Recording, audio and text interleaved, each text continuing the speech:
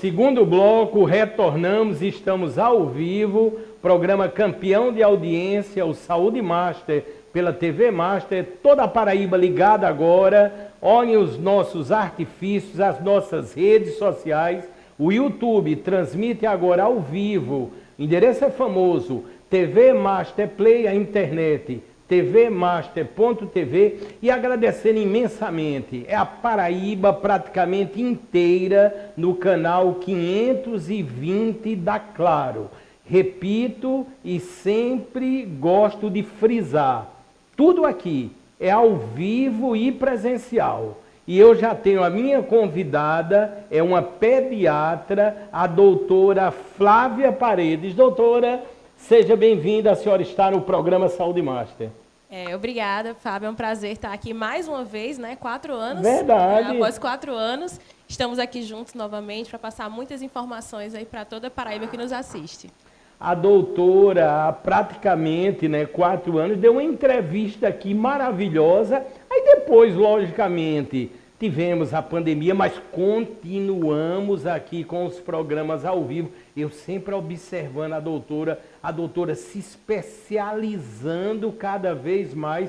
E eu posso dizer, e digo com toda coerência, estamos diante de uma grande médica, de uma médica extraordinária. Portanto, vamos tratar hoje da pediatria e, obviamente, das nossas crianças e adolescentes. Não é isso, doutora? Isso. A gente está num período agora bem crítico, né? As crianças estão adoecendo com mais frequência por causa desse período de outono e inverno, né? Com o clima mais seco, muitos quadros virais disseminando e os papais e mamães estão todos preocupados com a saúde das crianças.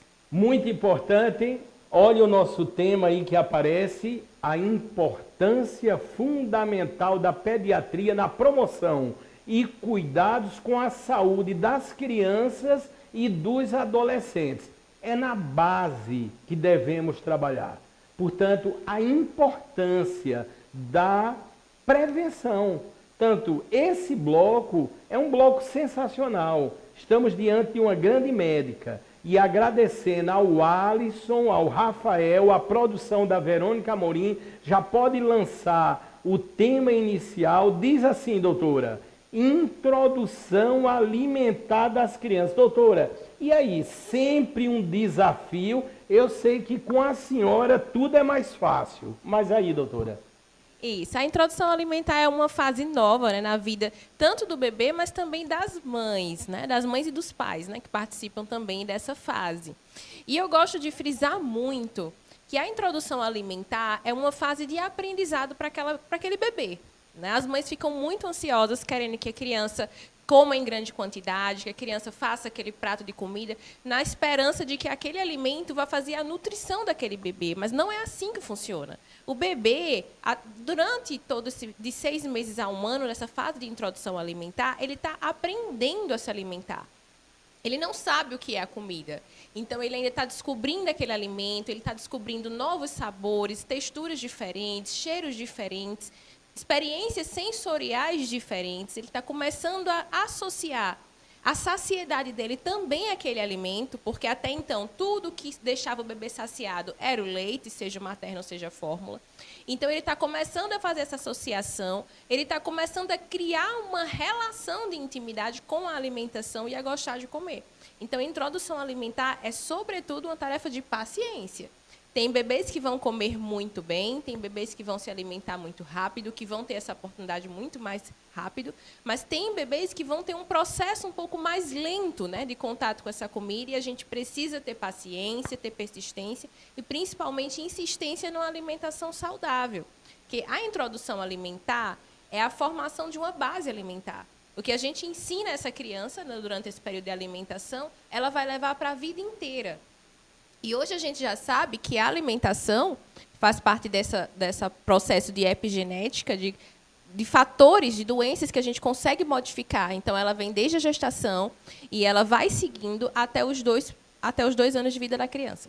Doutora, sempre temos, às vezes, uma barreira quando os pais se recusam, vamos dizer, a cumprir um programa ou um plano alimentar.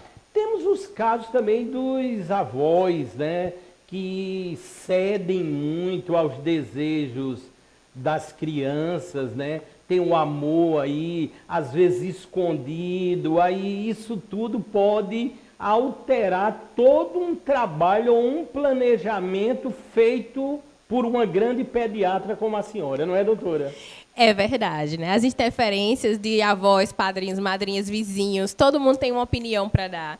E, geralmente, sempre é uma opinião que vai atrapalhar o processo de introdução alimentar. Não é por maldade, é uma falta de informação, porque tudo mudou muito, né? O processo de alimentação, na época dos avós, das crianças de hoje em dia, é diferente do que a gente faz com os bebês. Então, tem ainda muito aquela cultura de introdução de espessantes, de mingau, daquele alimento que, na cabeça dos avós, vai deixar a criança mais saciada, mais cheia. Tem aí muito a cultura de que criança tem que ser gordinha, que o bebê tem que ter aquelas dobrinhas. Então, nessa tentativa de fazer com que a criança se alimente sempre mais, a gente termina abrindo mão da qualidade para receber em quantidade. Então, aí a gente começa com corantes, com alimentos ricos em açúcar, com espessantes, e alimentos que vão viciar o paladar da criança. E a criança começa, nesse processo, a rejeitar a alimentação habitual dela, criando a seletividade alimentar, que é o distúrbio mais comum da infância. Ou seja, sempre importantíssimo a coerência, o conhecimento, o equilíbrio nessa história. Estamos vendo as crianças agora de férias, né, também, muita chuva em várias regiões do Brasil, e tudo isso tem que ser visto com muito cuidado para que não se precise de um hospital ou de um tratamento mais delicado. Vamos ver a próxima informação que aparecerá. Estamos ao vivo, diz: transtornos alimentares infantis. Doutora, é grave. Sabemos que o mundo, e principalmente o Brasil, e as nossas crianças estão mais obesas. E aí, doutora? Como eu vim falando anteriormente, o principal problema de distúrbio alimentar infantil hoje é a seletividade. E aí a seletividade, ela é um processo natural que a criança enfrenta. Quando ela começa a descobrir os seus próprios sabores, quando ela começa a ter suas próprias preferências, ela vai selecionando alimentos que ela vai ingerir com mais facilidade e outros que ela vai rejeitar. Esse é um processo natural que começa por volta dos 2 anos de vida e pode persistir durante toda a primeira infância. Por isso, é muito importante ter uma orientação profissional nesse processo, porque aí é quando os pais começam a entrar naqueles errinhos de oferecer industrializados, de oferecer alimentos que vão ser mais agradáveis ao paladar da criança. O que, lógico, com acompanhamento, não são alimentos que a gente vai banir completamente, porque são crianças, estão são expostas a isso na escola, nas brincadeiras, nas festinhas infantis. Mas a alimentação da criança, no geral, ela sempre tem que ter uma boa orientação. E aí, quando a gente vai muito para as exceções, e aquela criança que começa a ficar, almoça sempre com refrigerante, e aí todo jantar tem que ser uma pizza, tem que ser um hambúrguer, a gente sempre tem que usar um embutido, e aí a criança vai, eu prefiro uma salsicha, eu prefiro uma linguiça. E aí a gente começa também na persistência do mingau, aquela criança que vai para 3, 4, 5 anos, usando ainda muitas fases de leite durante o dia. E aí a gente passa de uma criança seletiva, uma criança que não se alimenta com os alimentos realmente adequados para a idade dela, e vai caminhando para um processo de uma criança obesa ou com sobrepeso, né? Por esse erro alimentar persistente, ou com sobrepeso, ou quando a gente chama também de fome oculta. É aquela criança que ela não tem um sobrepeso, ou tem, mas ela não tem os nutrientes adequados. Quando a gente vai ver uma criança que, às vezes, está gordinha, mas está com anemia, mas está com deficiência de vitamina B12, mas tem uma deficiência importante de zinco. Então, isso, né, essa falta escondida desses nutrientes também vai acarretar no crescimento e desenvolvimento das crianças. Então, a gente tem 2 lados. A gente tem a seletividade alimentar, gerando essa seleção muito grande dos alimentos que as crianças são oferecidas, levando a uma sobrepeso e uma obesidade. Doutor, estão a perguntar aqui, são muitas as pessoas, como a senhora vê os medicamentos cada vez, vamos dizer, mais modernos no âmbito da obesidade? Existe algum momento tratando-se de crianças ou adolescentes que tem que se prescrever. E aí, doutora? Sim. Em alguns casos específicos, que não são a maioria dos casos, nós vamos sim precisar intervir com medicamentos. Mas, quando essa criança tem realmente algum distúrbio hormonal, por exemplo, algum distúrbio nutricional, que está levando essa criança a ter uma facilidade no ganho de peso ou está levando essa criança para a obesidade. Então, por exemplo, se essa criança tem uma disfunção no hormônio da tireoide, a tireoide não está funcionando bem, ela tem um hipotireoidismo. Essa criança ela vai ter uma facilidade maior para ganhar de peso, ela vai juntar mais gordurinha, ela não vai ter tanta disposição no dia a dia para fazer uma atividade física, para correr, para brincar. Então, nesse caso específico, em que se tem uma doença levando à obesidade, a gente vai trabalhar com medicamentos. Outro caso, às vezes, como eu falei, nas deficiências nutricionais, a gente vai trabalhar também com medicamentos para poder suplementar o que aquela criança não está conseguindo ingerir na alimentação dela do dia a dia. Quando a criança apresenta já uma complicação, às vezes essa criança já está com sobrepeso e essa criança tem apresentado pressão alta, que a gente pensa que não acontece, mas sim, acontece nas crianças com fatores de risco. Essa criança já tem apresentado um colesterol elevado, já tem apresentado um aumento de triglicerídeo. Então, tudo isso são fatores que a gente pode precisar intervir. É diferente dos adultos, em que hoje a gente tem uma série de medicamentos que estão sendo amplamente utilizados na obesidade com fins específicos para a diminuição do peso. Esses medicamentos eles ainda não são aprovados nem autorizados para uso nas crianças.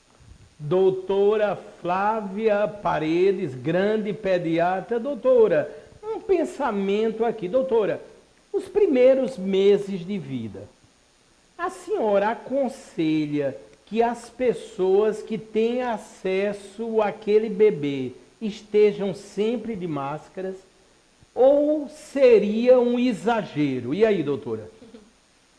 Isso depende muito de como essa criança vem se desenvolvendo. Às vezes é uma criança saudável que está evoluindo bem, uma criança que amamenta, uma criança que está com a vacinação em dia. Então, essa criança vai poder ter um contato com os familiares, entendeu? Com as pessoas que são mais próximas. Lógico, nunca é aconselhado a gente levar um bebê para um local que tem aglomeração, ou ter contato com pessoas estranhas, né? Aquela criança que todo mundo pega e tudo, mas isso não é recomendado. Sempre evitar contato com pessoas doentes, mas, no geral, quando a criança não tem nenhum fator de risco, ela pode ter esse contato com os familiares, com as pessoas mais próximas. Estamos vendo aqui também, às vezes, nos deparamos, né, com pais, a informação na internet ela é astronômica, que se recusam a aplicar algumas vacinas em crianças. Doutora, tem alguns modernismos que temos que ter toda uma prudência. Eu sei, entendo muito bem que o conhecimento ele é dinâmico, ele se renova. O que a senhora vê no critério de vacinas e as nossas crianças? Isso tem sido um grande problema, né, recente. Essas campanhas anti-vacina, né, esses grupos que vêm se formando e criando cada vez mais força, esses grupos anti-vacinas, eles estão causando um grande prejuízo para a saúde das crianças. Porque hoje a gente tem doenças que são totalmente preveníveis, né, doenças que a gente já tinha praticamente erradicado, e essas doenças estão voltando, nossas crianças estão adoecendo com mais frequência, e quando a gente vai olhar, são atrasos vacinais importantes, ou até por famílias que optam por não vacinar, entendeu? Vem a falta de cuidado, às vezes, de levar, mas tem famílias que realmente optam, não, eu não quis vacinar.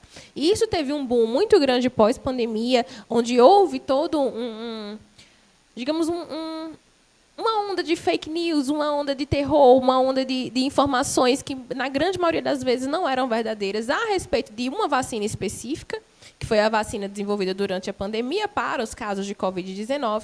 Só que aí, com o receio dos pais para essa vacina específica, isso foi se ampliando. E aí os pais deixaram de ir vacinar as crianças. Então, aproveitar aqui o espaço para que a gente faça esse apelo, né? Todas as semanas, o governo do estado está proporcionando dia D de vacinação. Acho que essa semana foi hoje, é hoje, inclusive, nos sábados. Os postos de saúde estão fazendo dia D de vacinação para que as mães possam ir atualizar a caderneta de vacina das suas crianças, desde as crianças até os adolescentes. Adolescentes também tem muito atraso vacinal. A gente tem vacina aos 9, tem vacina aos 11 anos. E aí, como a criança já está grandinha, a mãe já perdeu o hábito de vacinação, já está há muito tempo, às vezes esquece de levar. Então, dá uma olhadinha aí, dá uma vasculhada no cartão de vacina do seu filho. Se tiver alguma vacinação, vai no posto de saúde para colocar em dia. A doutora pediatra Flávia Paredes ressaltou muito bem. Estou vendo aqui, muito obrigado, doutor Johnny Bezerra, o secretário de Saúde do Estado, reforçando hoje realmente o dia D, levem as crianças para vacinar. Portanto, o programa Saúde Master sempre esteve aliado com a ciência, o conhecimento e os grandes médicos. Doutora, a senhora tem um conhecimento extraordinário, mas doutora, sempre de uma forma, vamos dizer assim, muito prazerosa, que recebemos as pessoas aqui no estúdio. A senhora hoje tem uma pessoa que está aqui no estúdio, se a senhora quiser citar o nome, eu quero agradecer. Sempre é muito bem-vinda, as pessoas trazem, eu até tenho indicado, né? Vão trazer na família, já tem gente que está trazendo os animais de estimação. O estúdio aqui é grandioso e sempre são muito bem-vindos. Como é o nome dele? Jefferson. Jefferson. É o namorado, é a doutora. Jefferson, tudo bem, né, Jefferson? Não é da área de saúde não, né, Jefferson? Mas está diante de uma grande médica, viu? Sensacional, extraordinária. Vamos ver na sequência qual é o próximo tema que aparecerá para que a doutora Flávia possa comentar. Prevenção e cuidados a partir da gestação. Isso aí é fundamental, né, doutora? Com certeza. Como eu já comentei com você agora no bloco anterior, o cuidado com a criança, né, a mudança que a gente consegue proporcionar na epigenética dessa criança, em fatores externos que vão direcionar aparecimento de doenças na vida adulta, a gente consegue modificar desde a gestação. A mulher, né, que está grávida, ela tem que ter todo um cuidado, sim, de realizar o pré-natal, de fazer os exames, de ver doenças que ela pode prevenir, mas também ela tem que ter um cuidado com uma alimentação saudável, com um estilo de vida saudável. Então, é uma mulher que precisa ter uma suplementação adequada, que precisa tomar as vitaminas que são específicas para a gravidez, precisa ter bons nutrientes, precisa ter uma boa hidratação, precisa cuidar do sono, precisa fazer atividade física quando for liberada para o seu médico, porque tudo isso vai influenciar no seu bebê desde a gravidez. E aí esse cuidado continua após o nascimento do bebê naquela mãe que amamenta. Então, eu sempre friso, depois que o bebê nasce, é um período muito turbulento na vida, principalmente da mãe, né? Principalmente quando a mãe tem o primeiro bebê, né? Que o bebê está começando, então é um período de muito medo, a mãe fica muito insegura e termina criando muita ansiedade, né? Quando a gente tem uma rede de apoio que está lá, que vai nos reforçar, isso é ótimo, mas algumas mamães não têm. E mesmo com rede de apoio, a cobrança é muito grande em cima daquela mulher que acabou de ter um bebê, que precisa amamentar, que precisa recuperar o seu eu, o seu corpo, e aí é muita cobrança em cima dela de uma vez só. E a gente termina esquecendo do nosso próprio cuidado. Então, a mamãe que está amamentando, esse pós-parto, também precisa de uma série de cuidados, né? A mulher precisa ter um cuidado na alimentação, precisa ingerir bons nutrientes, precisa manter uma suplementação, sempre em acompanhamento com o seu obstetra, mas precisa manter essa suplementação.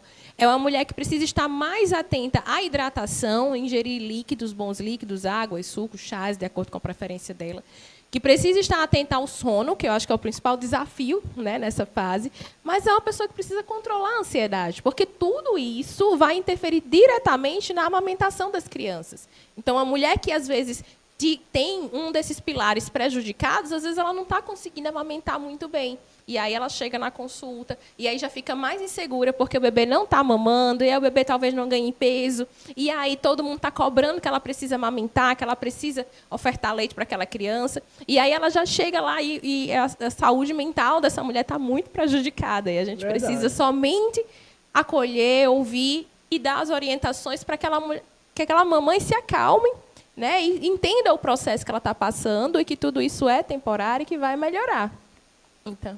Já vou me antecipar aqui, estão perguntando muito, o Instagram da doutora é DRA Flávia Paredes, não é isso mesmo, doutora? Isso. Doutora, muitas dicas lá de alimentação, de tudo. A senhora tem um dinamismo muito grande, uma atuação brilhante também nas redes sociais, não é isso, doutora? Tentamos, né, com os horários apertados aí no trabalho. Mas sempre que a gente pode, a gente está deixando. É a senhora mesmo ou hoje já tem que ter uma empresa para administrar o Instagram, doutora? Sou eu que estou... Fala com a senhora mesmo, Fala comigo mesmo.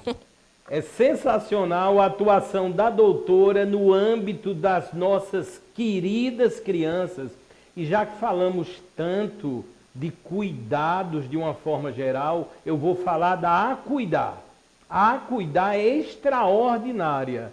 Tornou-se a melhor franquia de cuidadores de pessoas do Brasil. Ganhou um prêmio agora recentemente. E é sensacional o trabalho. Isso porque a Acuidar já está em mais de 80 cidades do Brasil. E virá com tranquilidade no tempo de Deus a Acuidar Internacional. Eu irei divulgar aqui em primeira mão. Vocês estão a notar que o trabalho da Acuidar envolve um leque enorme.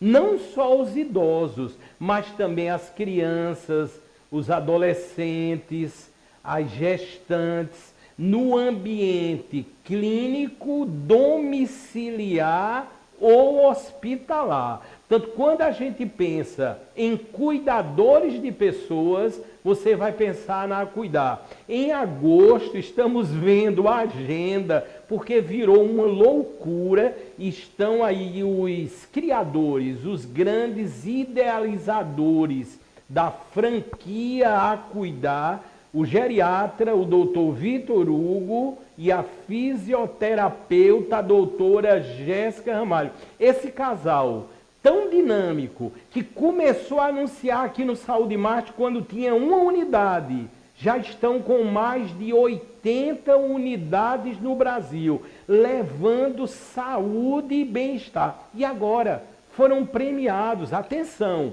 a foto que aparece é uma pequena parte da equipe da Acuidar de João Pessoa. Uma pequena parte de João Pessoa. Imaginem os senhores e as senhoras. A Acuidar hoje já em mais de 80 cidades do nosso querido Brasil. Se você quiser ver tudo isto e muito mais, entre no site que aparece aí, acuidarbr.com.br. Portanto, cuidadores de pessoas, você vai pensar instantaneamente na Acuidar. Estamos ao vivo no segundo bloco do programa Saúde Master. Realmente mais uma entrevista de total utilidade pública com a pediatra doutora Flávia Paredes. Vamos ver o próximo tema que aparecerá para que possamos aprender e levar essa informação tão diferenciada, que é o que sabemos, salvar vidas. Doenças comuns na infância. Doutora, quais seriam, obviamente, eu sei que isso também depende de fatores, de época, de cidade, mas as mais comuns, que os pais têm que ter um olhar, vamos dizer, mais delicado, uma maior atenção, estarem atentos, porque tem aquele ditado, né, doutora, que criança cega a pessoa. E parece que é verdade mesmo. Doutora, eu não tenho filho, mas eu tenho muitos sobrinhos, né? E, doutor, eu fico olhando assim, porque cada um, graças a Deus, é mais elétrico do que o outro. Aí eu fico observando assim, doutora, tem que ter muita paciência, habilidade e amor, não é isso, doutora? Com certeza. As doenças comuns na infância, elas vão variar muito de acordo com a época do ano. Então, por exemplo, agora, nesse período de outono e inverno, a gente tem uma disseminação muito grande de doenças virais. O boom recente foi o boom de bronquiolite, que sim é uma doença que a gente tem que estar muito atento, principalmente quem tem bebês abaixo de 6 meses, mas as crianças abaixo até 2 anos, elas são mais acometidas pela bronquiolite. A bronquiolite é uma doença que começa com sintomas gripais comuns, né? Uma congestão nasal, uma coriza, às vezes uma tosse seca. E aí, com o decorrer do tempo, acontece a evolução desse quadro e essa criança passa a apresentar desconforto respiratório. A criança começa a ficar cansadinha. E aí, nesse caso, a criança sempre precisa ser avaliada, porque a bronquiolite ela pode ser uma doença grave, nem sempre é, mas existem casos graves de bronquiolite que precisam de internação, acompanhamento, oxigênio, né? E a criança precisa ser avaliada sempre que apresentar algum desconforto respiratório diante de um quadro viral. Outras doenças que também estão disseminando muito nesse período específico que a gente está vivendo agora, são as doenças virais também, a síndrome mão-pé-boca. E também temos alguns casos de catapora, de varicela, né? Catapora é uma doença que a gente já tem vacina, né? As crianças já estão sendo vacinadas, mas as crianças pequenas que ainda não receberam essa vacina estão tendo alguns casos de catapora, né? Alguns casos de catapora e outros de mão-pé-boca, que são doenças próximas, né? São vírus primos. E aí elas causam lesões de pele, coçam, incomodam, podem causar febre. Temos também, ainda circulando, alguns casos de gastroenterite, muitos casos de diarreia e vômito, e às vezes vômitos isolados. Então, o que a gente tem hoje mais comum são as próprias doenças virais que são próprias da infância, naquela criança que está em idade escolar, que iniciou a escola, está no 1º ou 2º ano de escola, e aí começa a ter contato com as crianças que estão doentes, e aí, por não ter uma imunidade definida, isso é uma queixa muito comum, às vezes as mães chegam lá no consultório e fazem, doutora, eu queria melhorar a imunidade do meu filho. Eu queria para o meu filho um remédio que melhorasse a imunidade dele. Mas a criança pequena, ela não tem uma imunidade específica para doenças, né? Então, aquela imunidade específica, aquelas células de memória, elas vão ser criadas a partir do momento que a criança entra em contato com aquele vírus. Então, esse processo de adoecer com frequência, no 1º e 2º ano da escola, ele é completamente comum e ele faz parte da construção da imunidade dessa criança. Doutor, eu fico me lembrando aqui, eu remeto o meu pensamento aqui à minha infância. Eu tenho uma memória que não é tão boa assim da minha infância, mas eu me lembro, quando guri, a gente chamava guri buchudo, a ideia, ou o que fazíamos mais, era brincar na areia, com bola de gude, era pipa, era patinete, era levando chuva, era atrás das tanajuras e quase não tínhamos doença. Doutora, será que o que não está faltando é deixar de lado o celular e ir para a rua, doutora? E aí, doutora? Também, com certeza. Né, doutora? A vitamina S, que é poderosa, que é a vitamina de sujeira, né? Verdade. Então, as crianças doutora, que sensacional. Vitamina S, vitamina da sujeira. É uma vitamina importante para o corpo, né, doutora? Exatamente. Para que a criança possa desenvolver essa imunidade, né? Ela vai ter contato, sim, com doenças, vai ter contato com algumas bactérias, com algumas coisas, mas aí o organismo dela vai aprendendo a fazer essa defesa. É algo que eu sempre brinco. Meu Deus, essa criança não pode comer nada frio, essa criança não pode tomar um banho de chuva. Eu digo, vá dar banho de chuva na sua criança, vá correr, vá brincar, criar memórias afetivas com os pequenos, porque é isso que eles vão levar para a vida deles, entendeu? Não é a chuva que vai fazer seu filho adoecer, não é um sorvete que vai fazer seu filho adoecer. O que faz a criança adoecer são vírus, né? Não são outros fatores externos inerentes a isso. E às vezes a gente quer proteger demais, a criança fica muito presa e a gente termina gerando outros fatores. A gente tem crianças cada vez mais jovens hoje apresentando transtornos de ansiedade, porque estão viciados em tela, né? São crianças que estão hiperestimuladas o tempo todo. Então, os estímulos comuns, uma criança que está o tempo todo num jogo de celular, ela não vê graça hoje num jogo de tabuleiro. entendeu? Porque o estímulo de um jogo de celular é muito maior. Então, são crianças que estão sempre hiperestimuladas e, às vezes, o resto do mundo para ela não tem mais graça. Então, a gente precisa mudar o padrão, a gente precisa desconectar as crianças para que elas tenham contato entre si e consigam desenvolver melhor habilidades sociais, consigam ter mais imunidade e consigam criar mais memórias afetivas. Doutora Flávia Paredes. Doutora, eu vivo muito nos hospitais a convite. Eu estou me lembrando agora, um abraço para o doutor Derlopes Neves, o presidente da FAP, o hospital de referência no câncer em Campina Grande, fazendo um trabalho maravilhoso. E lá, doutora, também tem uma maternidade. Uma coisa que eu notei, isso foi semana passada, ele me chamou para visitar as instalações. Doutora, eu notei muitos bebês prematuros. Doutora, há uma incidência maior de bebês prematuros. E aí, doutora? A minha visão, entenda, eu olhei ali, muito pequenininho, rapaz, é um negócio, mas tinham muitos, a UTI neonatal praticamente cheia e bebês prematuros. E aí, doutora? Tem também. Você estava no hospital de referência, né? Então, se drena tudo para lá. Então, mas por isso que você viu em maior quantidade.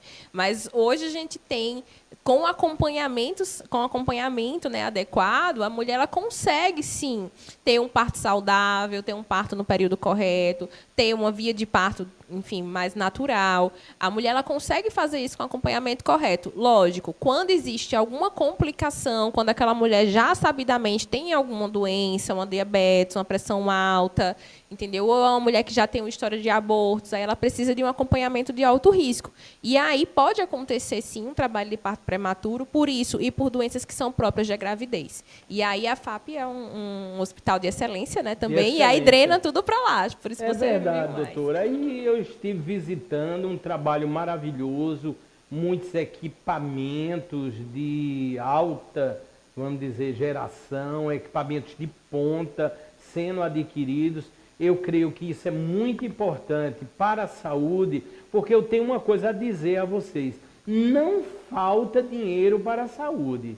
Se você analisar os recursos federais, estaduais e municipais, tem muito dinheiro para a saúde.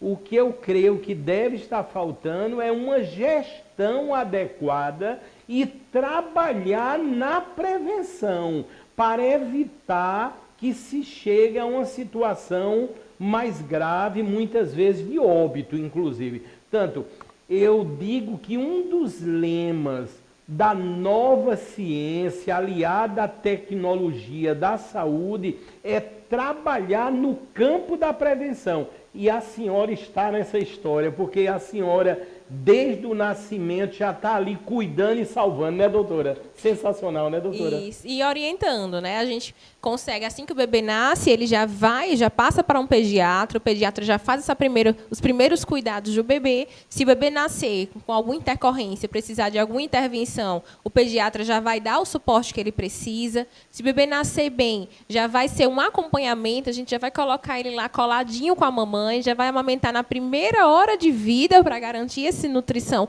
do bebê, né, para garantir a hora de ouro do recém-nascido. E aí o pediatra vai, desde o nascimento até a adolescência, fazendo todas as orientações nos cuidados das crianças. E hoje falamos aqui de vacina, temos outra franquia que escolheu o programa Saúde Master da TV Master para anunciar. Eu me refiro ao Doutor Vacina, que já aparece aí. Atenção, o Doutor Vacina tem mais de 40 unidades no Brasil. Mas vamos pensar na nossa Paraíba, a unidade fica aqui, no shopping, no Meg Shopping.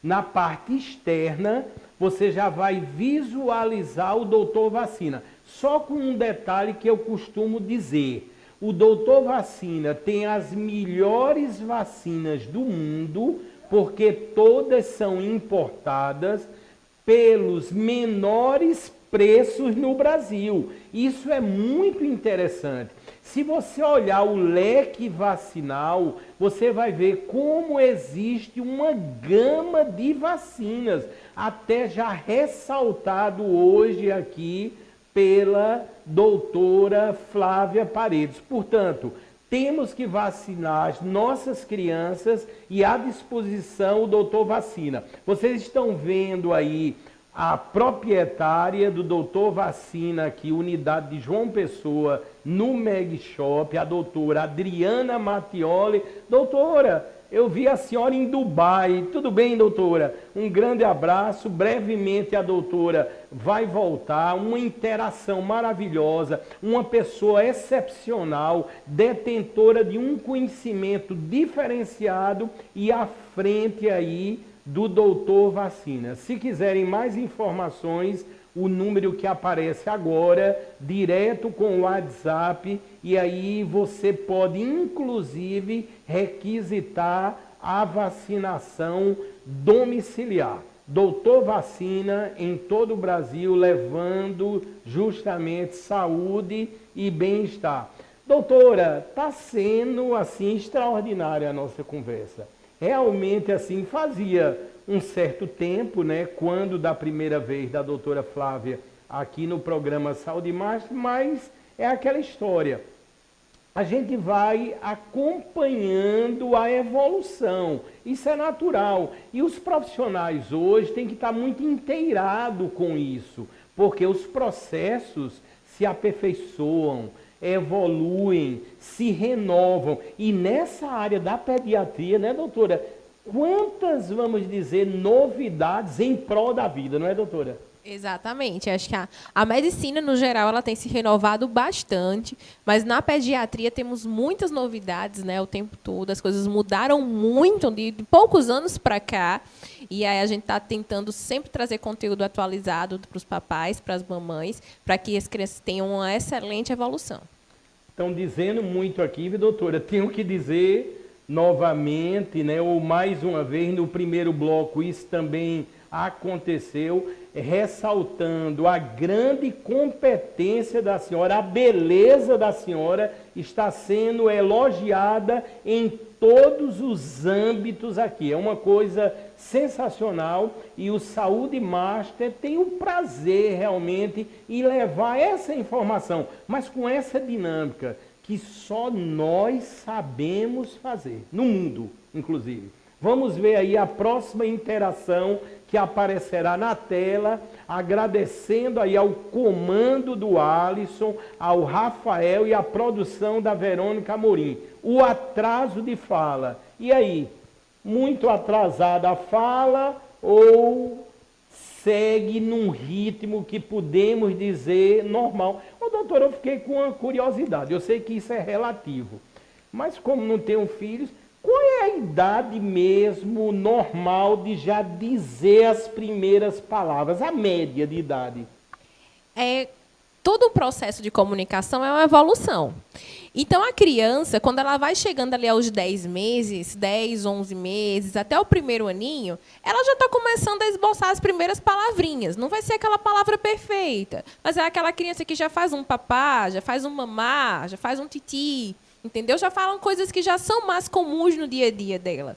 E aí esse vocabulário ele vai aumentando. Então a criança, por exemplo, com 1 ano e 3 meses, ela já está falando ali entre 7 e 10 palavrinhas. Não são, como eu repito, não são palavras perfeitas, mas é aquela palavra que, por exemplo, aquela criança que falava papá com 10 meses, ela já vai evoluindo. Então a criança que já fala papai, entendeu? A criança ela vai melhorando, ela vai evoluindo, até que aos 2 aninhos a gente já espera que aquela criança já esteja juntando 2 palavrinhas. Então, ela já forma uma frase pequena. Então, já é aquela criança que faz vamos, mamãe. Então, aquela criança faz pega a bola. Entendeu? Aquela criança já forma uma palavrinha, uma frase pequena, juntando 2 ou mais palavrinhas. Então, essa é a média que a gente espera, né? A evolução média que a gente está esperando das crianças. Lógico, tem crianças que evoluem muito mais rápido e com 2 anos já falam mais que isso. Tem crianças que evoluem um pouco mais lento e a gente vai acompanhando a progressão. Às vezes, ela não está ainda formando uma frase pequena, mas é aquela criança que já está evoluindo mais em relação ao que ela vinha antes. Então, esse processo ele é natural, ele é progressivo. A criança ela se comunica de várias formas. Então, é aquela criança, às vezes, que não fala o que quer, mas aponta para o que quer. É aquela criança que pega você, que leva para o que ela quer. É aquela criança que responde aos estímulos. Quando você fala algo, ela interage com você, ela está respondendo, ela obedece aos comandos. Então, tudo isso são coisas que a gente observa numa criança saudável, numa criança que está evoluindo bem em relação à comunicação no geral. Porém, hoje em dia, o que a gente observa é que com o isolamento social trazido pela pandemia, e essa criança ela ficou muito mais em casa, é uma criança que ficou dependente de telas, aquela criança que não teve interação com outras crianças, com outros adultos, os pais também ficaram muito dentro de casa. Então, são crianças que não tiveram oportunidade, não tiveram os estímulos suficientes, muitas vezes, né, para desenvolver uma fala adequada, e hoje, sim, temos um aumento significativo no atraso de fala das crianças. Significativo, né, doutora? Com certeza. Doutora, eu estou aqui, doutora, esse aqui é o meu robô, é o Binho, o meu robô de inteligência artificial. Doutora, eu fiquei com uma curiosidade, depois vou perguntar ao Binho, se a primeira palavra mais habitual de se falar no mundo, né? Será que é mamãe ou é papai, hein, doutora? É papai. Doutora, incrível isso aí, eu também fiquei com esse pensamento. Por quê? A mãe está mais próxima, né? E gerou ali. A gente poderia pensar que seria primeiro dizer mamãe, mas é papai. É papai, pela a fonética é mais fácil, né? Às doutora, inteligente isso que a senhora está falando, a fonética, né? É mais fácil para a criança desenvolver, né? O papai do que o mamãe. É verdade. Não vou mais nem perguntar aqui ao Binho, já foi descoberto, a doutora já disse. Doutora, eu acho que algumas mães ficam até com raiva, né? Porque vai falar primeiro mamãe, vai falar primeiro papai. Eu acho que deve ser uma emoção, com certeza, extraordinária, né, doutora? Não fiquem com raiva, mamãe. Não é porque eles amam mais os papais, é porque falar papai é mais fácil que falar mamãe. Ô, doutor, eu sempre puxo esse link aqui. Como foi que surgiu esse amor da senhora pela pediatria? Foi no seio da família mesmo? Existem pessoas ligadas à senhora que são da área de saúde? Qual foi o start para dizer, você é uma grande pediatra? E aí, doutora? Você é uma grande pediatra, não foi bem assim que começou, não né? Começou assim não, mas tornou-se, viu, doutora? Mas eu sempre tive assim muitas metas, né, muitos planos na minha vida e sempre assim, criei muitos passos para chegar até as metas que eu tinha estabelecido. A pediatria foi algo que eu comecei na faculdade já pensando em fazer. Eu sempre, enfim, tive muita inspiração em relação à minha família. Meu pai é médico, meus irmãos também, alguns irmãos. Então, eu sempre tive vontade de ser médica. E aí, quando eu entrei na faculdade, eu tinha vontade de ser médica pediatra. E aí, depois isso foi mudando durante o curso.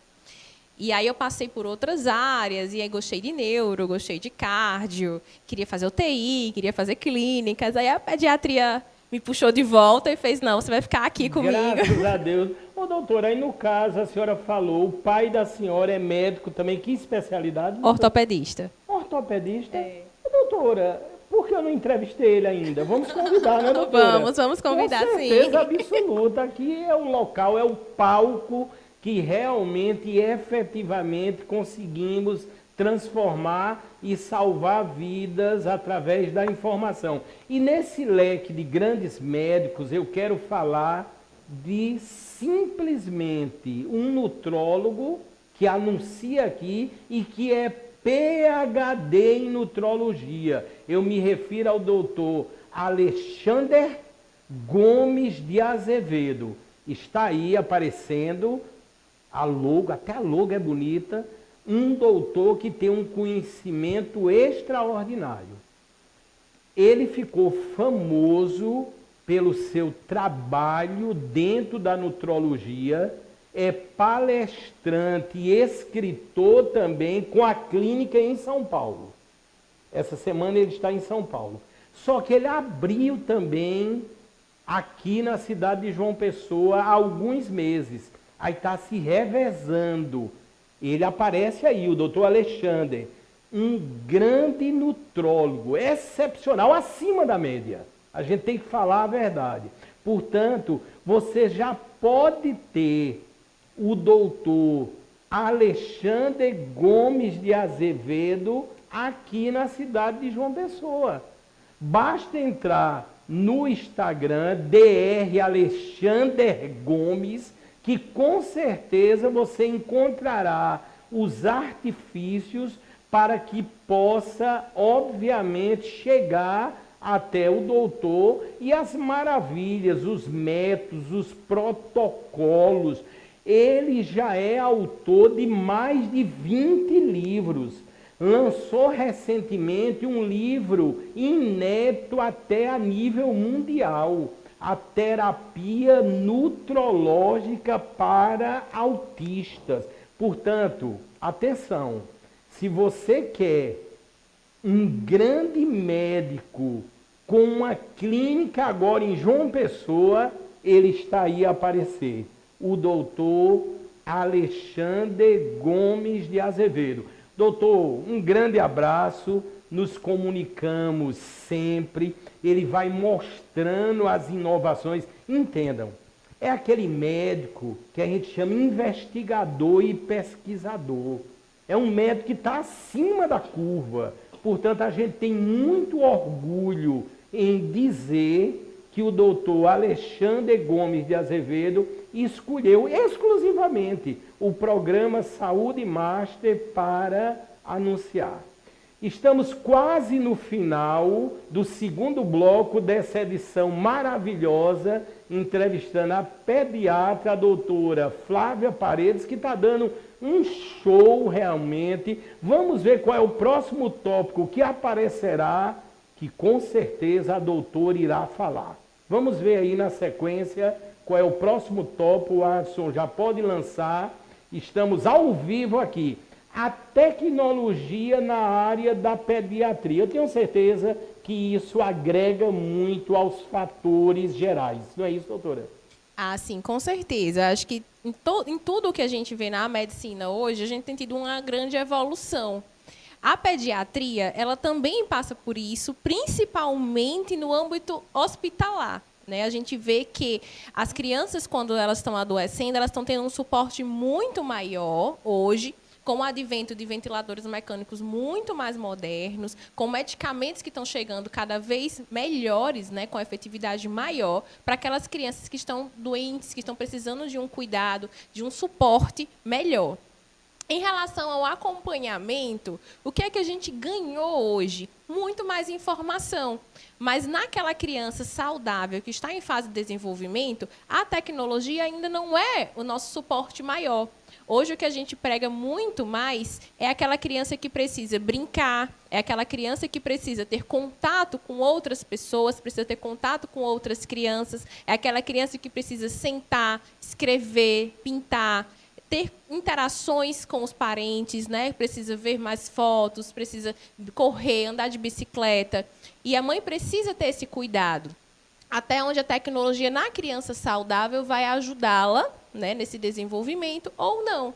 Então, naquela criança que é saudável, naquela criança que está desenvolvendo, aquela criança ela precisa brincar, ela precisa de chão, ela precisa de grama, ela precisa correr, ela precisa de sol, ela precisa de chuva, ela precisa de contato com outras crianças. Os bebezinhos precisam de uma atenção para estímulos, né, de cores, de figuras, de mudanças de posição. Então, nisso, o que a gente tem ainda é, na pediatria, a mamãe como sendo o principal instrumento, né, de evolução dessas crianças. Muito mais do que tecnologia. Então, a gente vê que é a mãe, o cuidador, né, no geral. Nem sempre é a mãe, mas na grande maioria das vezes é. O cuidador como principal fonte de evolução, de fazer com que aquela criança se desenvolva mais.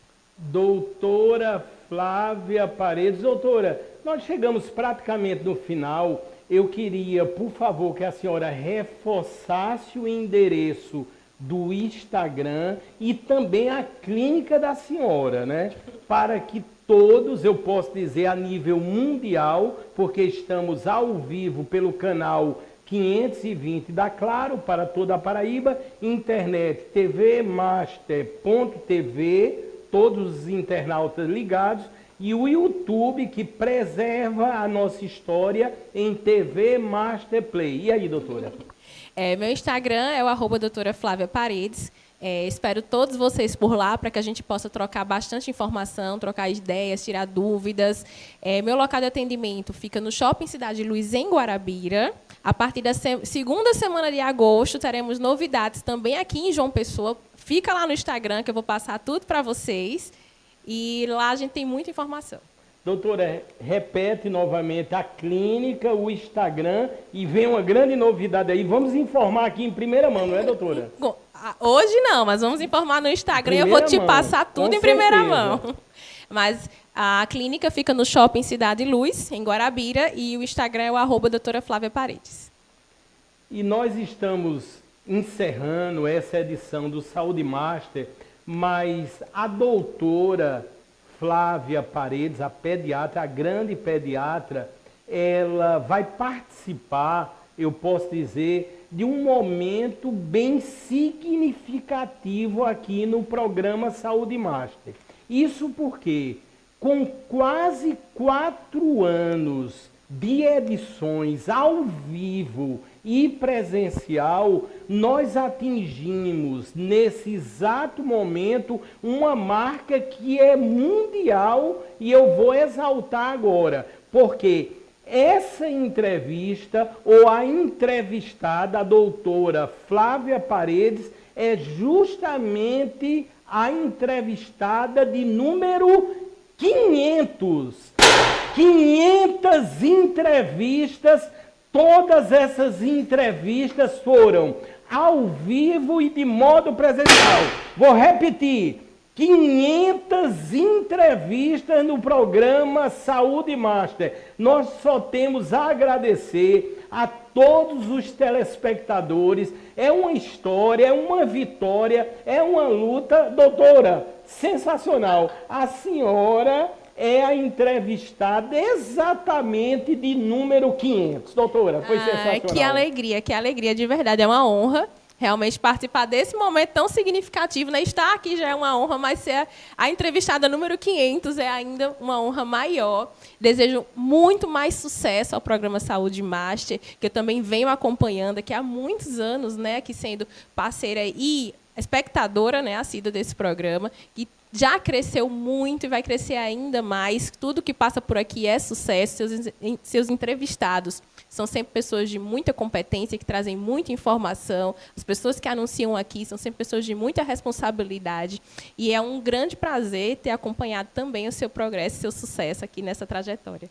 Muito obrigado. E assim, finalizando, as minhas palavras são só de agradecimento. É lógico, eu quero, assim, agradecer de coração ao Sistema Master de Comunicação, né, na pessoa do nosso presidente, o Alex Filho, e posso dizer toda a família Master, por essa grata oportunidade de poder levar informação, de contar com os convidados aqui extraordinários, médicos e profissionais da área de saúde. E eu costumo ressaltar, esse recorde, 500 entrevistas, todas ao vivo e presenciais. Isso é algo inédito até a nível mundial. Portanto, o motivo é de muita alegria, mas uma determinação de procurar fazer ainda melhor